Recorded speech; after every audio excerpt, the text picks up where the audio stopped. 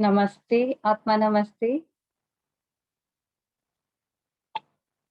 थोड़ा रहम कर, ना इल्ज़ाम दे, थोड़ा अहम को आराम दे। मरहम से हो शब्द तेरे, मरहम से हो शब्द तेरे, क्षमा की चाबी थाम ले। थोड़ा रहम कर, ना इल्ज़ाम दे। यस, हम सभी लोगों ने ये क्षमा की चाबी हमारे हाथ में दी थी प्रेरणा जी ने आज से 15 दिन पहले। 15 डेज़ इनर पीस प्रोग्राम आपके लिए लाया गया था by Vishnu Lakshmi foundation and pranic healing sanctuary Nagpur. और ये 15 days inner peace programme was to attain inner peace through forgiveness. क्षमा प्रार्थना के हमने बहुत सारे उसके फायदे जाने, कैसे हमारे जीवन की गुत्थियों को सुलझाने के लिए और खुशियों के खुशियों को खोलने के लिए जो चाबी है वो है फॉरगिवनेस। कैसे साबित हो सकती है ये भी हमें प्रेरणा जी ने बताया। जो लाइव सेशन थे उसमें क्वेश्चन आंसर्स थे। आप लोगों ने जो भी क्वेश्चंस पूछे उसके जवाब दिए गए थे।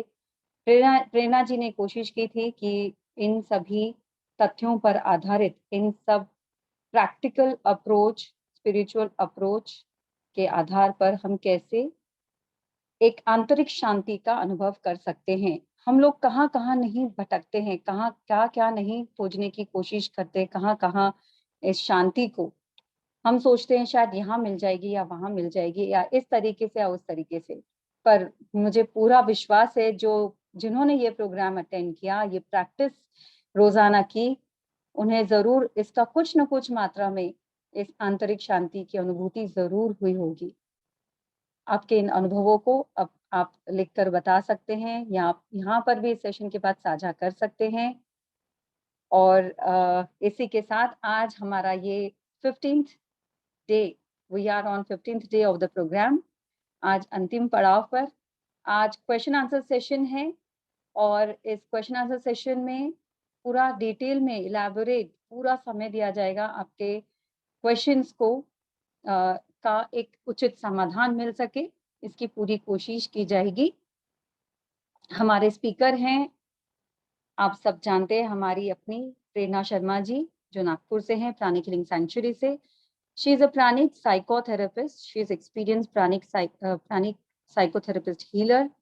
तो वे साइकोलॉजी के एक्सपीरियंस से और प्राणिक हीलिंग के एक्सपीरियंस से हमें ये सारे अपने जो हमें गाइड करती है, हमें अपने कैसे अपनी प्रॉब्लम्स को हम दूर कर सकते हैं, वो बताती हैं। But that is for sure अगर आप लोग को ऐसा लगता है कि समस्या थोड़ी गंभीर है और जनरल सेशन से आपका काम नहीं बनेगा, you can anytime reach out to her to get your problem solved.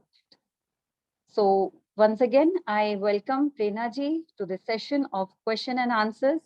जवाब प्रश्न आपके और जवाब प्रेरणा जी के। Hello, Atma Namaste. Thank you for a wonderful introduction, Rani ji. आत्मा नमस्ते। Welcome, welcome, Atma Namaste. आखिरी दिन आ गया, बहुत जल्दी आ गया। Yes. रचना दीदी एकदम तैयार है। हाँ, मैं देख रही हूँ। Yes. मेरे वाओ, हिसाब से ब्यूटीफुल हम smile. before starting the question answers, let us go through a small relaxation practice और फिर हम लोग एक प्रेयर करते हैं, उसके बाद शुरू करते हैं। सारे जवाब आवाज नहीं आ रही है? आवाज आ ठीक रही है है? आवाज। आ रही है? आ रही है। ओके, आवाज में कोई दिक्कत हो तो आप लोग मुझे टाइप करके बता सकते हैं। सो मैं बोल रही थी कि we will start with a small prayer, क्योंकि सारे जवाब जो है वो सिर्फ मैं नहीं दे रही होती हूँ, बहुत सारे जवाब आपके सवालों के मेरे माध्यम से बस आप तक पहुंच जाते हैं। So prayer is very important. Let start with a small relaxation. Hopefully आप सब क्योंकि आज हमने शाम का टाइम सिलेक्ट किया है, रात का नहीं। होपफुली आप अपने काम से मन हटाकर सेशन में ध्यान लगा पाएंगे। ओके, चलिए आंखें बंद कर लेते हैं। Inhale and exhale deeply.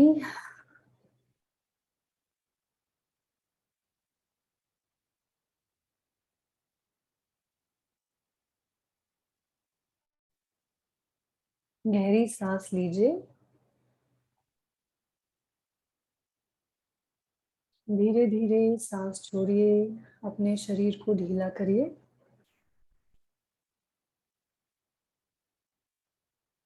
एक गहरी सांस अंदर, धीरे धीरे सांस बाहर।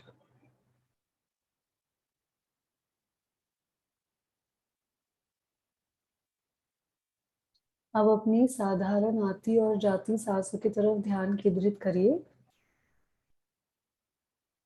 अपना ध्यान अपने हृदय चक्र पर लेकर आए, उसकी ओर देखकर मुस्कुराइए। आपका हृदय चक्र आपके चेस्ट के सेंटर में लोकेटेड है। उसकी ओर देखकर मुस्कुराने से ये चक्र एक्टिवेट हो जाता है।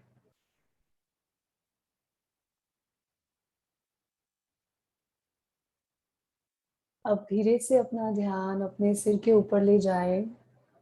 यहाँ पर आपका क्राउन चक्र स्थित है। अपने क्राउन चक्र की ओर देखिए और मुस्कुराएं।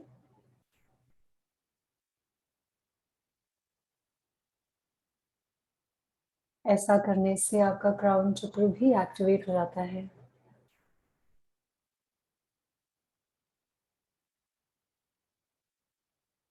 अपने अंदर एक खुशी, एक उत्साह की भावना को महसूस करिए।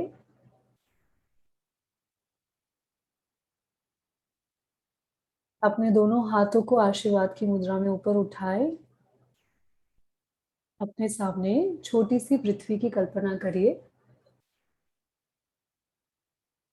और मेरे साथ साथ मन में दोहरा सकते हैं, हे ईश्वर, मुझे अपनी शांति का एक माध्यम बनाएं। ईश्वरीय शांति की ऊर्जा को अपने शरीर में बहते हुए महसूस करिए और आपके हाथों से निकलकर ये शांति की ऊर्जा आपके सामने की पृथ्वी में जा रही है, ऐसी कल्पना करिए। हर व्यक्ति, हर प्राणी को शांति का आशीर्वाद दे।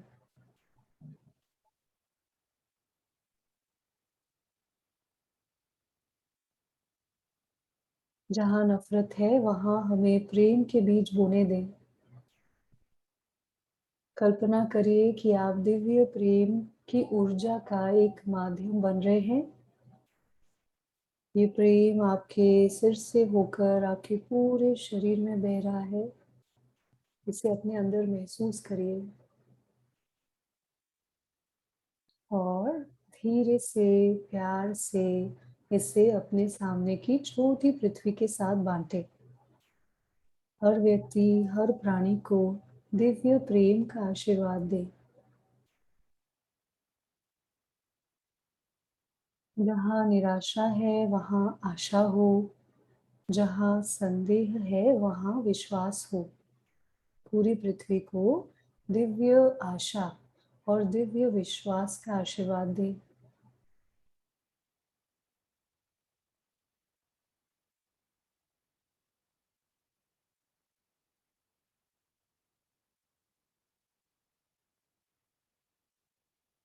अपने सामने की छोटी पृथ्वी को प्रेममयी करुणा का आशीर्वाद दें।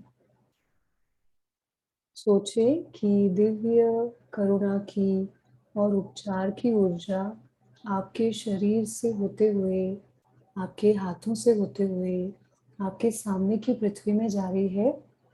हर व्यक्ति, हर प्राणी को करुणामयी और प्रेममयी उपचार की ऊर्जा का आशीर्वाद दें। Let us bless the entire earth, every person, every being with compassionate, purifying, healing energy. ऐसा करते समय अपने हृदय चक्र पर ध्यान दे सकते हैं। अपने हृदय में कोमलता को महसूस करिए, करुणा को महसूस करिए हर व्यक्ति के लिए और इस भावना से इन ऊर्जाओं को अपने सामने की पृथ्वी के साथ बांटे। हर व्यक्ति, हर प्राणी के साथ बांटे। सोचिए कि उनका जीवन बेहतर हो रहा है। ये ऊर्जा मिलते ही उनके शरीर में एक कंफर्ट की, एक शांति की ऊर्जा आ रही है। उन्हें बेहतर लग रहा है, अच्छा लग रहा है। सभी को आशीर्वाद।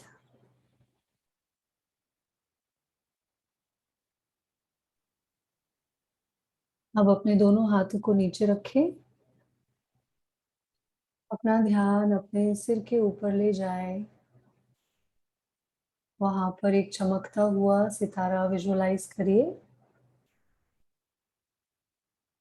सोचिए कि ये चमकता हुआ सितारा हर दिशा में फैल रहा है, गहरा और गहरा होता जा रहा है। मेरे साथ ये अफ़र्मेशन मन ही मन दोहरा सकते हैं। मैं शरीर नहीं हूँ। मैं विचार नहीं हूँ। मैं भावनाएँ भी नहीं हूँ। मैं मन भी नहीं हूँ। मैं आत्मा हूँ। मैं दिव्य प्रेम, दिव्य प्रकाश और दिव्य शक्ति का एक स्वरूप हूँ। मैं ईश्वर की संतान हूँ। मैं हर व्यक्ति, हर प्राणी के साथ एक रूप हूँ। मैं आत्मा हूँ।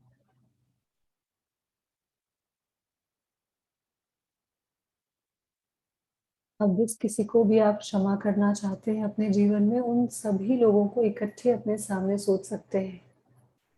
कुछ पलों का टाइम ले लीजिए, जिन लोगों से भी आपकी नहीं बनती, जिनसे नाराज़गी है, जिनसे बहुत अटैचमेंट है, खास तौर पे अपने परिवार के हर व्यक्ति को अपने सामने सोचिए।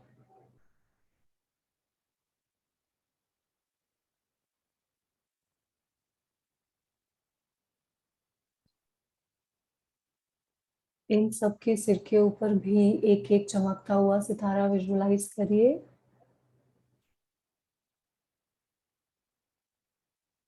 अपने दोनों हाथों को नमस्ते की मुद्रा में लेकर आएँ और मेरे साथ बोलिए आत्मा नमस्ते।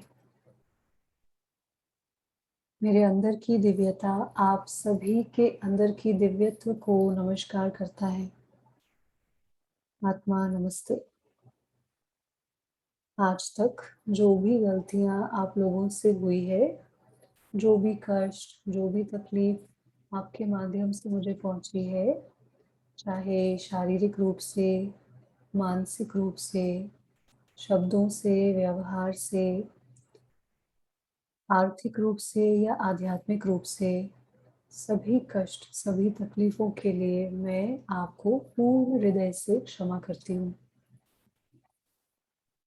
हम सब ईश्वर की संतान हैं। हम सभी से गलतियाँ होती हैं। हम अपनी गलतियों से ही सीखते हैं। मुझसे भी गलतियाँ हुई है। मैं आपको आपकी सारी गलतियों के लिए इसी क्षण क्षमा करती हूँ। अपने हाथों को आशीर्वाद की मुद्रा में लेकर आएँ। ईश्वर का आशीर्वाद, प्रेम और शांति मेरे साथ और आपके साथ सदैव बना रहे।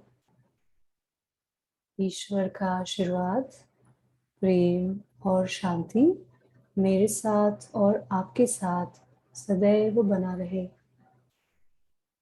ईश्वर का आशीर्वाद, प्रेम और शांति मेरे साथ और आप सभी के साथ सदैव बना रहे। ईश्वर आपके लिए जो भी अच्छा हो उसका आशीर्वाद आपको प्रदान करे। ओम शांति शांति शांति। ओम ओम शांति शांति शांति। ओम ओम शांति शांति शांति। ओम। कल्पना करिए कि दिव्य शांति की ऊर्जा आपके सिर के ऊपर से होते हुए आपके पूरे शरीर में बह रही है। और फिर आपके हाथों से निकलकर इन सभी लोगों तक जा रही है, उन्हें शांति से भर रही है। कल्पना कर सकते हैं कि वे सभी लोग हाथ जोड़कर, सिर झुकाकर इस दिव्य ऊर्जा को स्वीकार कर रहे हैं, आपको धन्यवाद दे रहे हैं। उन्हें शांति से भर दीजिए।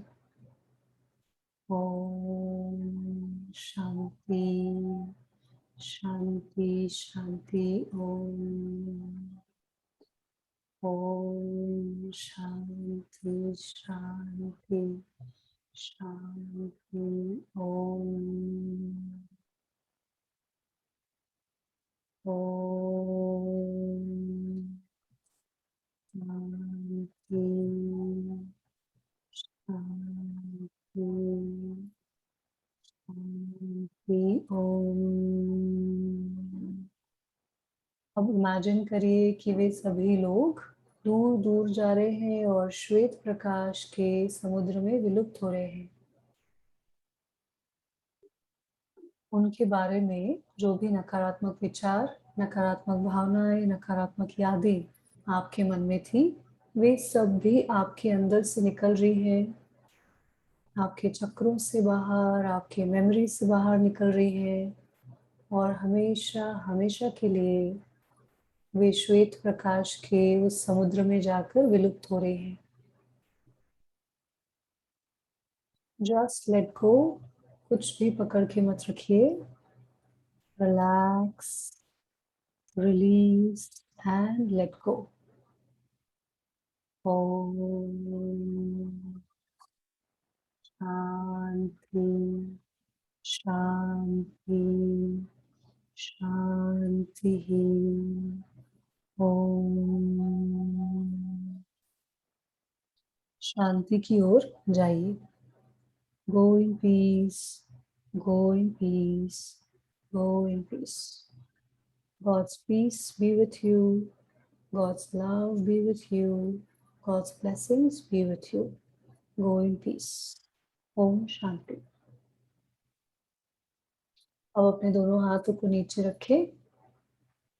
मेरे साथ मन ही मन दोहराइए, हे ईश्वर, जाने अनजाने में आज तक जो भी गलतियां मुझसे हुई है, जो भी कष्ट, जो भी तकलीफें मेरे माध्यम से दूसरों को पहुंची है या इन लोगों को पहुंची है, चाहे इस जन्म में हो या पिछले किसी भी जन्म में हो, उन सभी के लिए मैं आपसे विनम्रता से क्षमा मांगती हूँ। मेरे माध्यम से जो भी शारीरिक, मानसिक, शब्दों द्वारा, व्यवहार द्वारा, आर्थिक रूप से या आध्यात्मिक रूप से जो भी गलतियां हुई है, जो भी कष्ट मेरे माध्यम से इन्हें पहुंचे हैं, उन सभी के लिए पूर्ण विनम्रता से मैं आपसे क्षमा मांगती हूँ।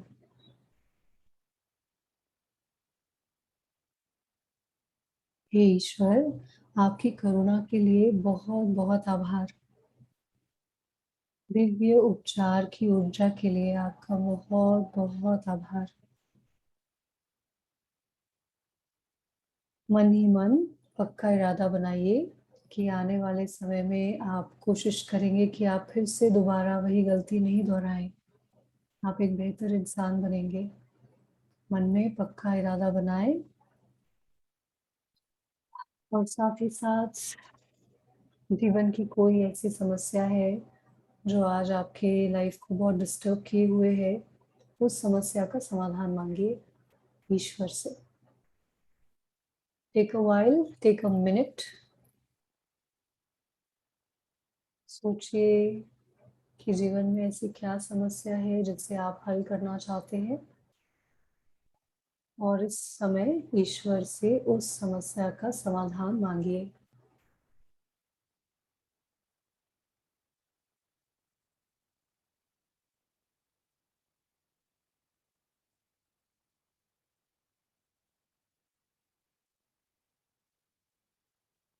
God, thank you for the healing.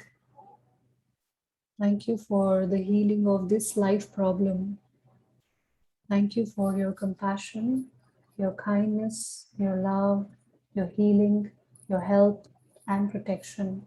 Thank you, thank you, thank you. अब पूरी विनम्रता से इस उपचार की ऊर्जा को स्वीकार करिए। अपने पूरे शरीर को ढीला रखिए। ईश्वर से आने वाली इस चमत्कारिक उपचार की ऊर्जा को पूरे शरीर में 100% रिसेप्टिविटी से ग्रहण करिए।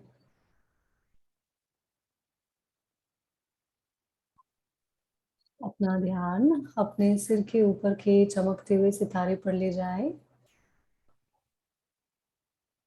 साथ ही साथ ओम मंत्र का जाप होगा, सिर्फ सुनिए और इस मंत्र के वाइब्रेशन को अपने शरीर में बहने दीजिए। स्थिर रहिए, शांत रहिए। Enjoy the meditation.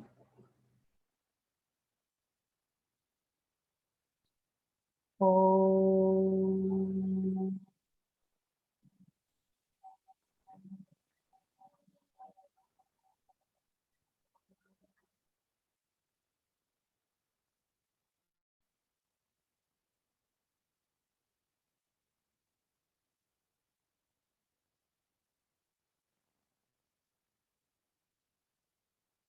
Om.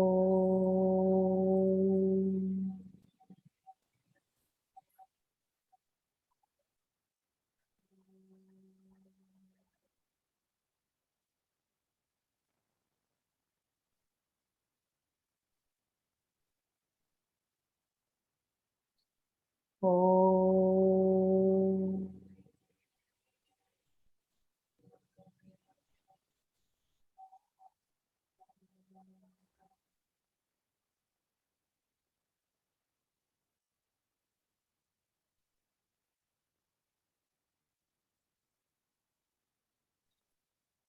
Om.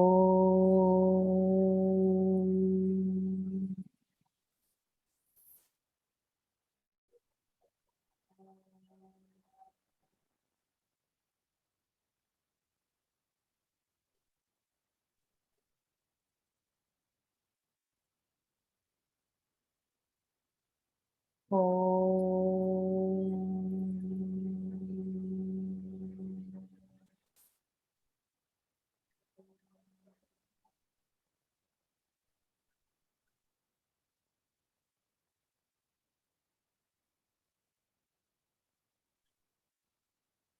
अपने शरीर को ढीला रखिए।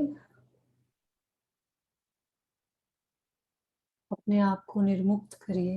रिलीज एंड लेट गो। आपको जो भी अनुभव आ रहा है उसे आने दीजिए।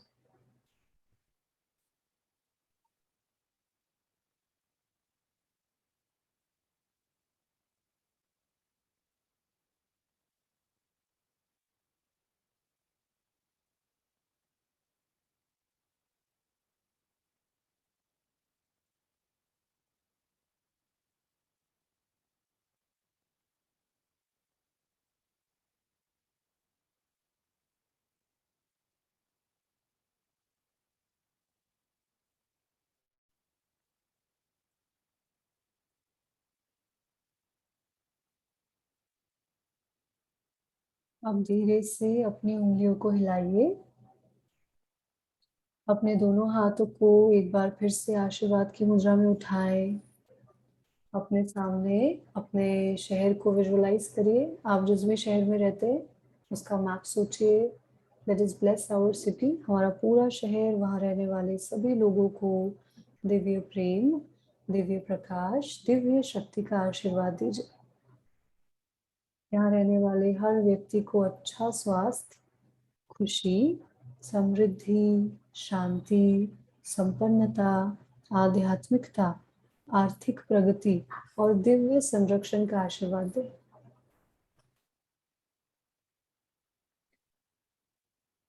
इसके बाद अपने घर को सोचिए अपने सामने। इस दिव्य ऊर्जा को अपने घर में प्रोजेक्ट करिए। सोचिए कि आपके घर के हर कोने में ये दिव्य ऊर्जा जारी है। आपके घर के कोने कोने को ब्लेस कर रही है, दिव्य प्रेम से भर रही है। प्रकाश से भर रही है।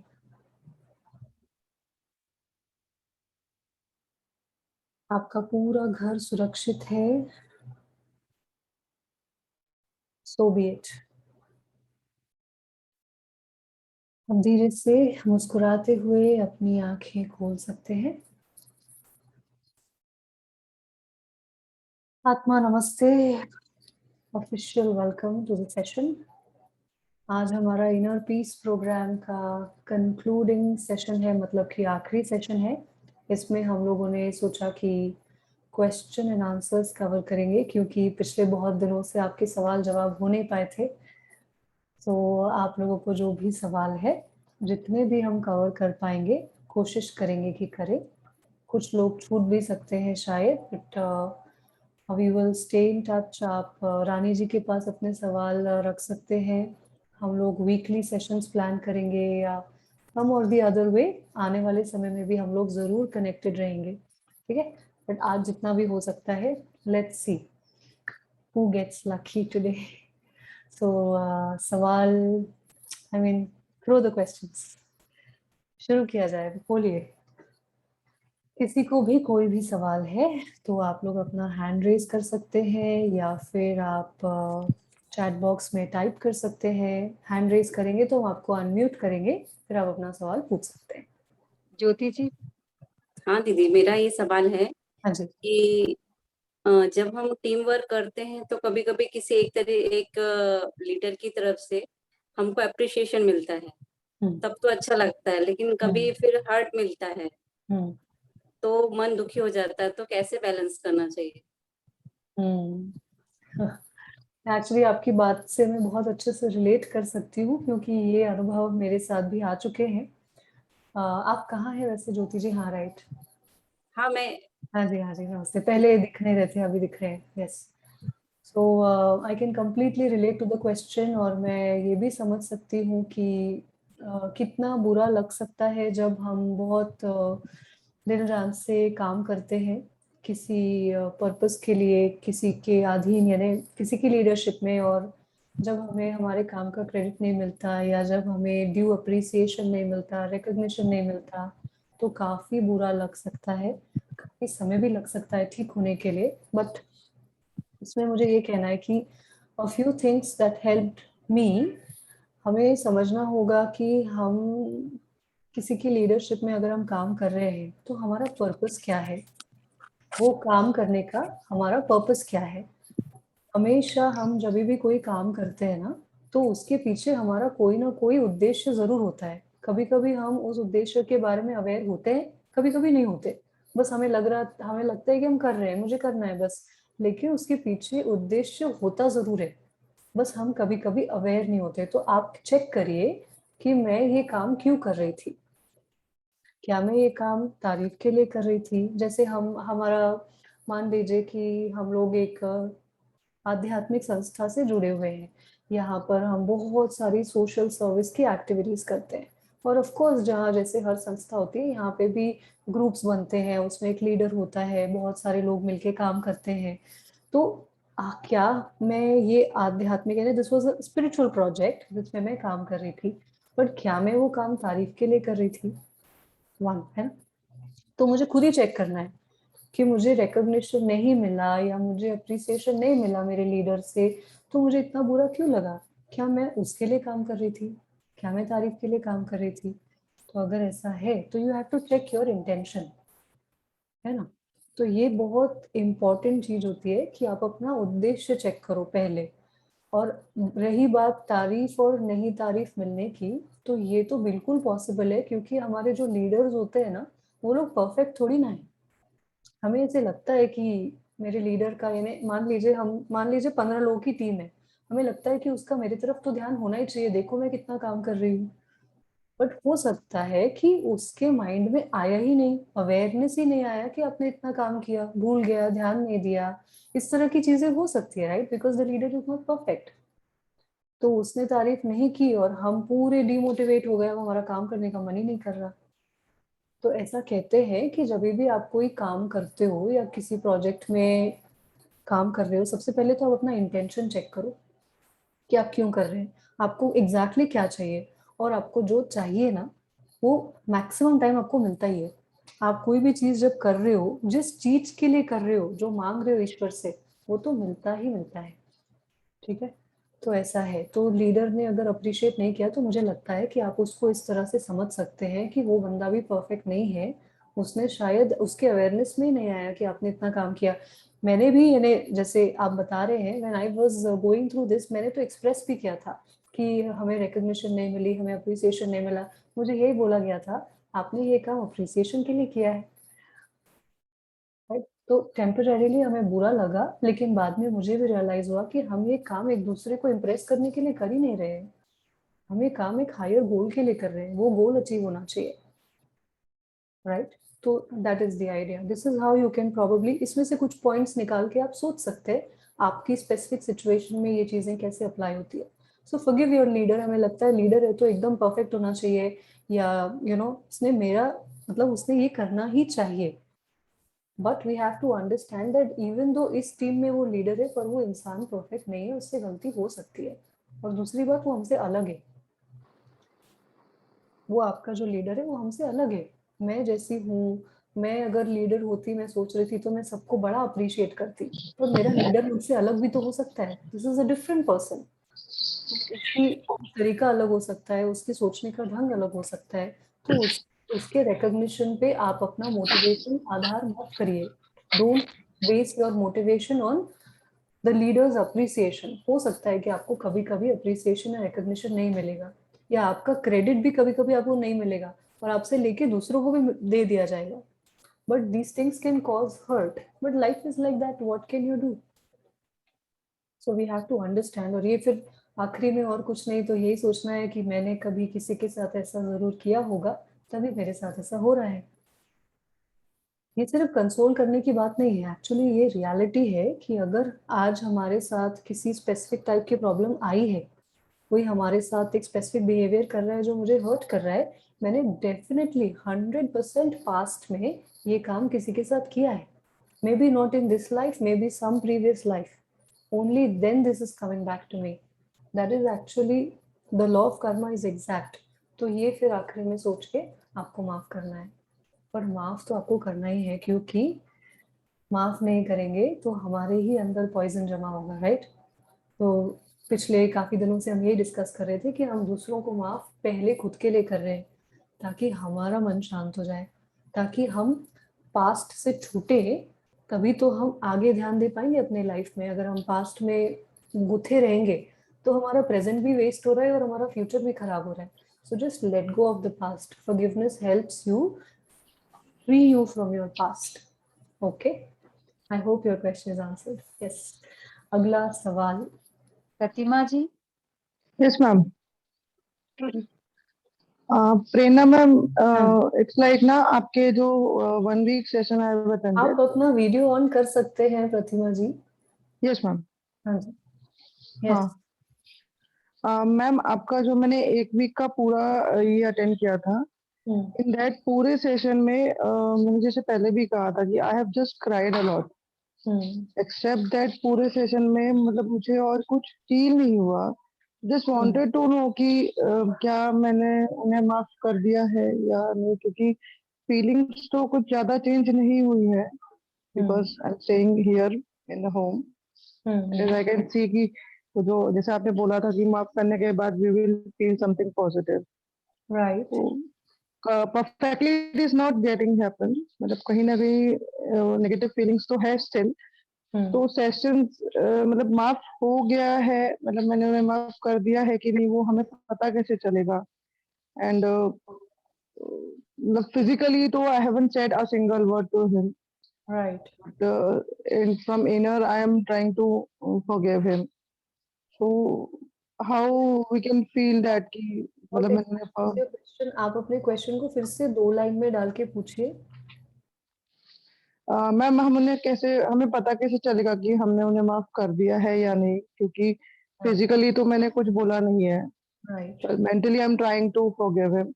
So how Right. we can feel that? Because पूरे जो वीक का सेशन था, I have just cried for the whole session. Whenever you have started the meditation, I have just cried. That's it.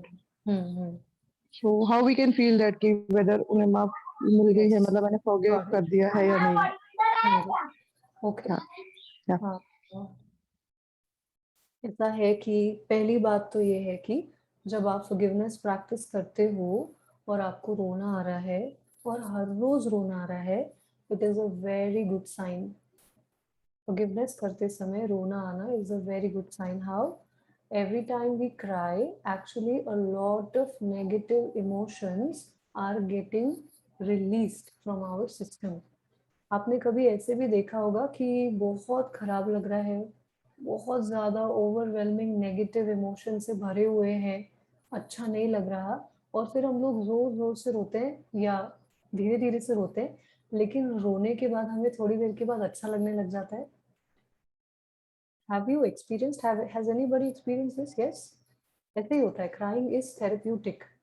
तो जब हम रोते हैं ना, चिल्ला के रोते हैं या शांति से रोते हैं, बट जब आंखों से पानी निकलता है तो बहुत सारी नकारात्मक इमोशंस, नेगेटिव एनर्जी हमारे सिस्टम से रिलीज हो जाती है, ट्रांसम्यूट हो जाती है, रूपांतरित हो जाती है, तो बहुत सारी नकारात्मकता साफ होती है. सो क्राइंग ड्यूरिंग फॉरगिवनेस मीनिंग आपकी बहुत अच्छी प्रैक्टिस हो रही है और अंदर जो भी सालों से जमा हुआ था वो सब निकल रहा है. It is absolutely healthy. It is wonderful that you're crying during forgiveness. इसका मतलब ये भी है कि आपका हार्ट एक्टिवेट हो रहा है. अगर बहुत समय से आपने किसी के प्रति कोई नकारात्मक भावना रखी हुई है, हर्ट है, गुस्सा है, और बहुत लंबे समय तक बहुत ज़्यादा है ना, तो आपका हार्ट चक्र श्रिंक हो जाता है. इससे छोटा सा हार्ट चक्र आपका श्रिंक हो जाता है, तो आप ना एकदम ऐसे लविंग, वार्म, हैप्पी पर्सन नहीं रहते. आपका पत्थर जैसा दिल हो जाता है थोड़ा सा, मतलब आपको ज़्यादा फर्क नहीं पड़ता लोगों के दुखों से या समथिंग लाइक दैट. बट जब आप माफ़ करते हो और आप रोते हो माफ़ करते समय, तो आपकी हार्ट चक्र के पेटल्स फिर से खुलना शुरू हो जाते हैं. Your heart chakra starts to bloom again. It is a very good sign. Heart chakra bloom होना ही चाहिए. Okay, so that is the thing. Second, माफ़ हो गई, माफ़ी पूरी हो गई है, ये कैसे पता चलता है ना? ये तब पता चलता है जब आपके विचार उस व्यक्ति के प्रति अच्छे होते जा रहे हैं, या तो न्यूट्रल हो रहे हैं या तो अच्छे हो रहे हैं. अगर आपको अभी भी, मतलब आप कैसे कंपेयर कर सकते हैं, जैसे आपने सवाल पूछा, मैंने 7 डेज प्रैक्टिस की, तो अब मुझे कैसे पता चलेगा? आपको ऑब्जर्व ये करना है कि 7 दिन पहले आपके मन में उस व्यक्ति के बारे में कैसे विचार आ रहे थे, और 7 दिनों में कितना फर्क पड़ गया है. क्या नेगेटिव विचार कम हो गए हैं पहले से? पहले मान लीजिए 100 इंटेंसिटी पे गुस्सा आता था, क्या 50 हो गया है, 40 हो गया है? That is one thing. Regular practice से धीरे धीरे नकारात्मक विचार ऑलमोस्ट नहीं के बराबर हो जाएंगे. अच्छे विचार भी नहीं आएंगे, बट बुरे विचार भी नहीं आएंगे. और फिर और अच्छे से फॉरगिवनेस हो गया है ना, तो दिल से दुआ भी निकलेगी उस इंसान के लिए, उस व्यक्ति के लिए आप दुआएं करेंगे, प्रे करेंगे. That will be the level of forgiveness. So this is how you come to know कि फॉरगिवनेस पूरा हो गया है. आपके मन में उस व्यक्ति के बारे में किस तरह के विचार आ रहे हैं नेचुरली, जैसे उसके बारे में सोचा, कौन सा थॉट है सबसे पहले. This is how you can gauge कि कितना काम हो गया है और कितना बाकी है. फॉरगिवनेस करना छोड़ देना सोल्यूशन ही नहीं है, उससे कुछ नहीं होने वाला. मान लीजिए आपने 1 हफ्ता फॉरगिवनेस किया और आपको कुछ फर्क ही नहीं लग रहा, आपको लग रहा है कुछ हुआ ही नहीं, और आपने छोड़ दिया. छोड़ने से क्या होने वाला है? कुछ भी नहीं. अगर 1 हफ्ते फॉरगिवनेस करने से चेंज नहीं आया, इसका मतलब आपको बहुत फॉरगिवनेस करना है, क्योंकि अल्टीमेटली प्रॉब्लम सॉल्व तो ये करेगा ही, but you have to be consistent. You have to keep doing. करते करते करते करते एक समय आएगा, चिड़िया उड़ जाएगी अंदर से. ठीक है? I hope, yes, your question is answered. Next question, please. अर्चना जी, हाँ, मैं ये पूछना चाहती, आत्मा हाँ जी. नमस्ते. आत्मा नमस्ते. अर्चना जी नमस्ते. कहिए. हाँ, मैं ये पूछना चाहती कि हम लोग जब फॉरगिवनेस होते हैं तो सामने वाले को फर्क पड़ता है क्या? वो कुछ चेंज होता है क्या अपने इससे? होगा क्या कुछ उसमें फर्क? ठीक है. उसकी निगेटिविटी जाएगी क्या? जो वो अपने साथ कर रहा है बुरा व्यवहार, वो कम होगा क्या? ओके. हाँ, ये यस. हाँ जी. बस. हाँ, तो फॉरगिवनेस करने से बहुत लोगों को ऐसे लगता है ना, ये हमने कवर भी किया है पिछले सेशंस में, पर एक बार फिर से मैं बता दूं कि हमें ऐसा लगता है कि मैं तो उस व्यक्ति को फॉरगिव कर रही हूँ, मेरे अंदर तो रूपांतरण या ट्रांसफॉर्मेशन आ रहा है, पर क्या सामने वाले व्यक्ति के अंदर भी रूपांतरण आ रहा है? Is that person also changing? ये मेरे ख्याल से बहुत लोगों को बॉदर करता होगा क्वेश्चन। मैं तो कर रही हूँ पर क्या वो कर रहा है, राइट? मैं बदल रही हूँ पर क्या वो बदल रहा है? द आइडिया इज कि वो व्यक्ति अपने जीवन में कितना बदल रहा है ये तो हम नहीं जानते, पर आप जब किसी व्यक्ति को फॉरगिवनेस करते हैं वो व्यक्ति आपके साथ जरूर बदल जाएगा, दैट इज फॉर श्योर। तो जैसे मान लीजिए कि मैं किसी इंसान को माफ कर रही हूँ और उस इंसान की कुछ नेगेटिव क्वालिटी है, तो हो सकता है कि वो नेगेटिव क्वालिटी बाकी लोगों के साथ अभी भी वैसे ही चल रही है, लेकिन हमारे साथ बदल जाएगी, ये गारंटी है। वो हमारे साथ ऐसा नहीं करेगा। लेकिन कुछ लोग होते हैं जो थोड़े से तिकड़म ही होते हैं, मतलब वो क्या कहेंगे, उनके पर्सनालिटी का वो एकदम ऐसा हिस्सा बन चुका रहता है वो नेगेटिव क्वालिटी कि वो उसे छोड़ नहीं पाते। तो ऐसे लोगों से हमने ये भी डिस्कस किया था कि आप उन्हें माफ करें और फिर उनसे डिस्टेंस मेंटेन करें, नहीं तो वो आपको बार बार हर्ट करेंगे। सो आपकी तरफ से अंदर से आपने पूरा माफ करना है, inner forgiveness and outer forgiveness, remember. So अंदर से पूरा माफ करना है, पर बाहर से थोड़ी नाराजगी दिखा सकते हैं, बाहर से दूरी मेंटेन कर सकते हैं, पर अंदर कुछ भी नेगेटिव पॉइजनस मटेरियल जमा नहीं रखेंगे, अंदर से पूरा साफ कर देना है। Okay, next question. हाँ, एक मिनट, मैं चैट में से लेती हूँ क्वेश्चन। सवाल है। मेडिटेशन करते हैं तो कंसंट्रेट करना बहुत मुश्किल होता है, मन इधर उधर भागता है, how to concentrate? Very interesting question. Actually मन का तो स्वभाव ही है, इसको बोलते हैं मंकी माइंड बोलते हैं, मन का स्वभाव ही होता है इधर उधर भागना, माइंड तो भागेगा ही। और मेडिटेशन करके हम एक्चुअली क्या कर रहे हैं, जैसे मान लीजिए एक एग्जांपल लेती हूँ मैं फिजिकल बॉडी का, ठीक है? तो कई सारे लोग अपने जीवन काल में इतनी प्रैक्टिस करते हैं फिजिकल एक्सरसाइजेस की, या फिजिकल बॉडी को इतना ट्रेन करते हैं कि वो फिजिकल बॉडी उनकी बात सुनती है। लेकिन जो यंगस्टर्स होते हैं, न्यू जनरेशन, मतलब अभी जो बच्चे हैं कॉलेज में पढ़ रहे हैं, आप देखेंगे उनका बॉडी ना सिर्फ खाना और रेस्ट करना चाहता है ना? और फिर हम उनको बोलते हैं कि आपने अच्छा खाना खाना चाहिए, आपने एक्सरसाइज करनी चाहिए, आपने सुबह जल्दी उठना चाहिए, और वो बोलते उनकी तरफ से क्या रिस्पॉन्स आता है, आई थिंक बहुत सारे लोग हैं ये जानते होंगे। मैं इन जनरल सभी यंगस्टर्स को नहीं कह रही, पर बहुत सारे ऐसे लोग होते हैं जिनका शरीर उनकी बात नहीं सुनता। शरीर क्या करना चाहता है? खाना चाहता है, रेस्ट करना चाहता है, सोना चाहता है, सोफे पे बैठ के टीवी देखना चाहता है, शरीर यही चाहता है, उठ के एक्सरसाइज करने में उसको कष्ट होता है। पर जो बड़े लोग होते हैं जिनके पास जीवन का अनुभव थोड़ा ज्यादा है, वो लोग समझते हैं इस बात को, तो over a period of time वो अपने शरीर को ट्रेन करते हैं कि मुझे एक्सरसाइज करना पड़ेगा, मेरे शरीर को स्वस्थ रखने के लिए मुझे अच्छा खाना खाना पड़ेगा, चाहे आज मुझे इस खाने से मैं कितनी भी ललचा रही हूँ, पर मुझे ये खाना खाना चाहिए क्योंकि ये मेरे शरीर के लिए अच्छा है। तो मैं यहाँ ये बताना चाह रही हूँ कि शरीर तो ये करना चाहता है, लेकिन आपको पता है क्या अच्छा है, तो आप उससे वो करवा रहे हैं, आप उसकी ट्रेनिंग करते हैं, और फिर एक समय के बाद नेचुरल बन जाता है लोगों के लिए कि सुबह उठते हैं बढ़िया 6 बजे, गार्डन जाते हैं, एक्सरसाइज करते हैं, इवन दो शरीर के लिए वो बहुत एफर्ट का काम होता है, पर अब शरीर आपकी बात सुनता है। उसी तरह से हमारा जो मन है, मन की क्या स्वभाव क्या है उसका, कि उसको इधर उधर भागना है, उसको ना 10 तरह के विचार सोचना अच्छा लगता है, उसको ये भी सोचना है, वो भी सोचना है, विचारों को उड़ान देना है, मन को ये अच्छा लगता है। तो जब आप ध्यान करने की कोशिश कर रहे हैं, आप उस बच्चे की तरह हैं जो अपने शरीर को डिसिप्लिन करने की कोशिश कर रहा है, पर शरीर उसकी बात नहीं सुन रहा, पर आप विल एफर्ट से अपने माइंड को धीरे धीरे ट्रेन कर सकते हैं टू कॉन्सेंट्रेट। तो जिस तरह से शरीर को हम एक्सरसाइज करना सिखाते हैं, मन को मेडिटेट करना सिखाना है। तो शुरू शुरू में मन थोड़ा सा नाटक करेगा, बात नहीं मानेगा, यहाँ वहाँ जाएगा, बी पेशेंट विद इट, अपना क्या कहेंगे, अपना इरादा पक्का रखिए कि मेडिटेशन तो मुझे करना है, ध्यान तो मुझे लगाना है। शुरू शुरू में थोड़ी दिक्कत जाएगी, पर धीरे धीरे धीरे धीरे करते करते ध्यान का आपका क्वालिटी और क्वांटिटी दोनों बढ़ते जाएगा।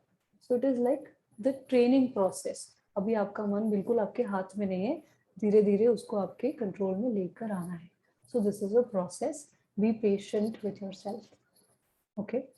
It will take time, it's all right, but be patient. कोशिश करते रहिए। विचार आ रहे हैं करके उसको छोड़ मत दीजिए कि मुझे मेडिटेशन करते समय बहुत विचार आते हैं, मैं नहीं करती।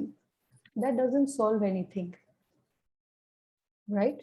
तो अगर कोई दिक्कत आ रही है, कोई प्रॉब्लम आ रही है, तो आप ये थोड़ी बोलते हैं ये बहुत बड़ी प्रॉब्लम है, मुझे नहीं सॉल्व करना, और फिर आप दूसरी तरफ चले गए। ये तो ऐसी बात होगी, एस्केप कर रहे हैं ना, पर वो प्रॉब्लम तो वैसे की वैसी है।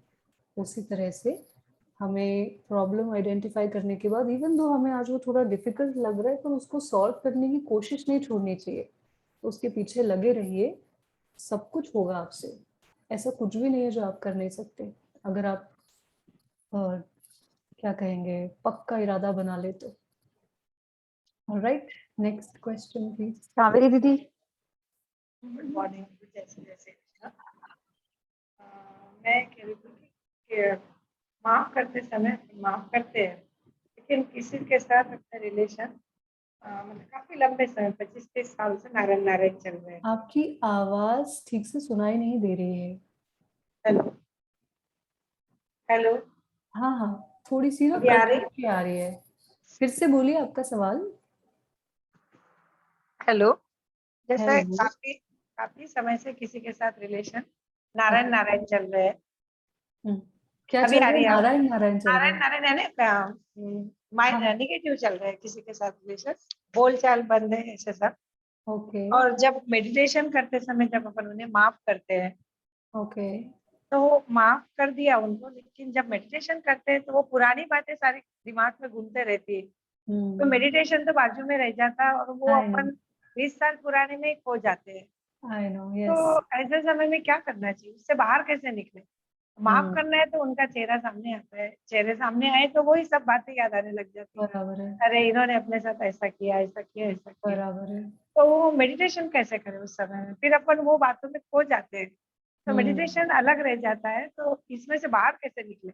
Yes yes, I get it. और मुझे ऐसा लग रहा है कि मतलब मुझे जो जिस तरह से हमारे रिलेशन चल रहे हैं, तो मुझे ऐसा लग रहा है आप प्लीज अपना वीडियो ओपन करेंगे,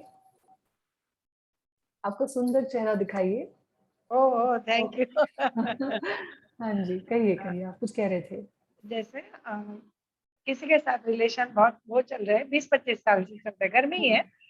लेकिन क्या हो जाता है ना कि जब आप उन्हें माफ करने के लिए कहते हैं तो बहुत इच्छा भी है, और मैं राजनीति से जुड़ी हूँ तो वो भी यही कहते हैं कि माफ करना है। तो मेरी दिल से इच्छा है कि वो रिलेशन माफ होना ही चाहिए जो हमारे बीच में चल रहा है। लेकिन जब माफ करने के बाद आगे वाले ने अपने को माफ करना ही नहीं है, ये मुझे ऐसे लग रहा है कि वो शायद ही करेंगे मुझे माफ, जबकि गलतियां मेरी ऐसे बहुत कम है, नहीं के बराबर है। लेकिन जो तिकड़म शब्द वापरा आपने, उस टाइप का वो आगे वाला है। तो वो तिकड़म नेचर होने के कारण वो रिलेशन स्मूथ होएगी क्या, बहुत कम चांसेस है। मतलब कह सकती 2-3% चांस है, बाकी चांस कम है। तो उसके कारण परिवार भी पूरा परेशान है हम दोनों के कारण। लेकिन करे क्या, मैं पूरे 2 हाथ से ताली बजती है, तो मैं बहुत हाथ सामने करती, लेकिन आगे वाला ताली बजाना ही नहीं चाहता है। तो ताली तो नहीं बजेगी ये मुझे मालूम है। लेकिन मेडिटेशन करते समय जब मैं उनको याद करती हूँ, तो मैं भी वही बातों में खो जाती हूँ जो मुझे नहीं खोना चाहिए। मतलब मैं ऐसा लगता है मेरे समय का दुरुपयोग कर रही हूँ उनको याद करके, ऐसा मुझे लगने लग जाता है कि इससे अच्छा मैं सिर्फ मेडिटेशन करूँ तो उसका मुझे कुछ फायदा होगा। इसके लिए क्या करूँ, मैं उनसे बाहर कैसे निकलूं? ओके।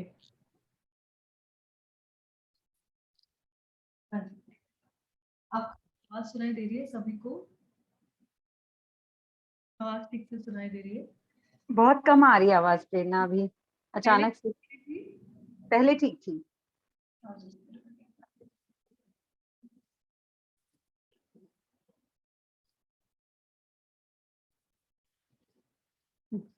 हाँ जी, अब आवाज आ रही है? परफेक्ट। ओके। तो हाँ, आपका सवाल है कि जब हम किसी को माफ करने के लिए उनका चेहरा देखते हैं तो हमें उनसे रिलेटेड पुरानी बातें याद आने लगती है और फिर हम उन मेमोरीज में खो जाते हैं। एक्चुअली ये भी बहुत स्वाभाविक है मेरे हिसाब से, क्योंकि अगर कुछ बहुत बुरा हुआ है और उसने आपके ऊपर बहुत इम्पैक्ट किया है तो वो जो मेमोरीज है ना, वो यादें हैं, उनको इतनी बार याद कर लिया गया है कि वो अब इतनी बड़ी और इतनी स्ट्रांग हो गई है कि उसका थॉट आते ही आप उसमें खो जाते हैं, आप पूरी तरह से उसके अंदर डूब जाते हैं। लेकिन हमें इससे बाहर तो निकलना है, right? So the idea is कि मेरे हिसाब से इसके जवाब कवर्ड है, पहले से ही हमने बताया है, पर मैं फिर से आपकी स्पेसिफिक केस में अगर इसको लगा के बताऊं तो जब आप उस व्यक्ति का चेहरा देखते हैं तो हम हमेशा कहते हैं कि आप उस व्यक्ति के ऊपर एक चमकता हुआ सितारा देखिए और उस सितारे को, उसके प्रकाश को फैलते हुए विजुलाइज करिए और फिर उनका चेहरा भूल जाइए। आप उनके शरीर को देख ही नहीं रहे, सिर्फ प्रकाश को देख रहे हैं जो उनके सिर के ऊपर है। तो आप उनकी आत्मा से बात कर रहे हैं, तो चेहरे को देख के जो गुस्सा आता है वो नहीं आएगा, चेहरे को देख के जो यादें आ जाती है वो नहीं आएंगी, क्योंकि आप सिर्फ आत्मा को देख रहे हैं। आपका कंसंट्रेशन जो है वो रोशनी पे, प्रकाश पे है, वहां देखकर करना है। दूसरी बात, जब हम बोलते हैं गो इन पीस, हम बोलते हैं ना कि वो इंसान पलट रहा है, दूर दूर जा रहा है, श्वेत प्रकाश के समुद्र में विलुप्त हो रहा है। साथ ही साथ मैं ये भी ऐड करती हूँ कि उनसे जुड़ी हुई जो भी नकारात्मक यादें हैं, नकारात्मक भावनाएं हैं, विचार हैं, आपके अंदर जो है वो भी सब अंदर से निकल रहे हैं और वो भी श्वेत प्रकाश में जाके विलुप्त हो रहे हैं। सो फॉरगिवनेस का एक दूसरा इम्पोर्टेंट अटैचमेंट है फॉरगिव एंड फॉरगेट, यानी माफ भी करना है और जो हुआ उसे भूल जाना है। जो हुआ उसे भूल जाना है मतलब उस अनुभव से जो आपका लेसन है ना, जो निचोड़ है, जो सीखा आपने, वो नहीं भूलना है ऑफ कोर्स, क्योंकि एक मिस्टेक हुई, मिस्टेक से हमने कुछ सीखा, जो हमने सीखा, जो हमारी शिक्षा थी, जो सीख थी, वो रख लीजिए। बाकी वो जो पूरे उसके किरदार हैं, जो उसका पूरा नाट्य, क्या बोलते हैं, नाटकीय नाटिका। रूपांतर, हाँ, तो नाटिका। पूरी नाटिका या नाटकीय रूपांतरण का वो पूरा का पूरा जाने दीजिए, सिर्फ उसमें से निचोड़ निकाल लीजिए आपके काम का जो है, बाकी सारी मेमोरीज छोड़ दीजिए। तो forgiveness comes with forgetfulness, forgive and forget, माफ करिए और भूल जाइए जो हुआ था। Late go of the past, वो सारी परिस्थिति बनी ही थी हमें कुछ सिखाने के लिए, वो सिखा गई, अब बाकी जाने दीजिए, ऐसा है, ठीक है? Yes, next.